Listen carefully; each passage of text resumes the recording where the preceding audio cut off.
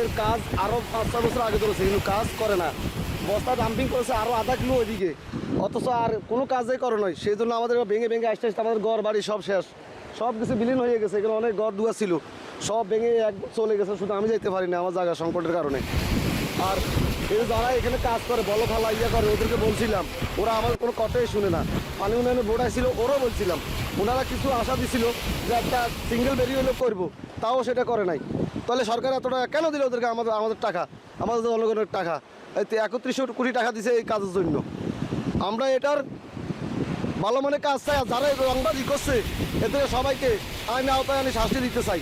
আমরা যে 7 দিন ঘরে ভাত খেতে না, আং ঘরে আনি আজ 7 দিন আমরা ঘরে ভাত পাইতে না। বেরিয়ে যে কষ্টটা আমরা থাই রাত দিন এক্সট্রা হানি আর হানি, এটা আজও হানি উঠবো।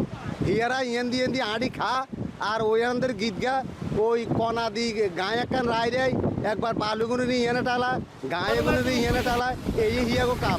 আর এতে কোনো কাম নাই। ওই তুই মনে করেন ভাঙিয়ে যে খাল উঠছে, বিশাল করে খাল উঠছে। হ্যাঁ আজকে দেখলাম মিট্টির গোলায় গায়ের তুই টালের মধ্যে হালাই দিছে, কাম শেষ। মাননীয় প্রধানমন্ত্রী, আপনার কাছে আমাদের অনুরোধ যে আমরা পানিতে অনেক কষ্ট পাইতেছি, ঘর বাড়িতে পানি উঠে গেছে, আমাদের খাওয়া দাওয়া চলাফেরা অনেক কষ্ট হইতেছে। আমরা আপনার কাছে বিনীত অনুরোধ যে আমাদের কাজটা দ্রুত বেগে হয়ে যায়। হাজার হাজার জনতা ছেলে বিয়ে নিয়ে ঘর বাড়ি নিয়ে অনেক কষ্ট পাইতেছে, পানি ভাসতেছে, খাওয়া দাওয়া অনেক কষ্ট পাইতেছি। আমরা আপনার কাছে অনুরোধ করি আমাদের ভান্দের কাজ যেন দ্রুত বেগে হয়। যেভাবে হইতেছে এইভাবে মনে হয় সারা জীবনের কাজ শেষ হবে না। তো আমরা অনুরোধ করছি কাজটা দ্রুত বেগে করেন। পানি উন্নয়ন বোর্ডের কারণে আজ আমরা এই রোড ঘাট এবং কৃষি এইগুলা লয়লস্কান হইতেছি। আমাদের ঘর দুয়ার সব চলালে যেতেছে। সপ্তাহ আগামাতা জোয়ার, সপ্তাহ আগামাতা বন্যা।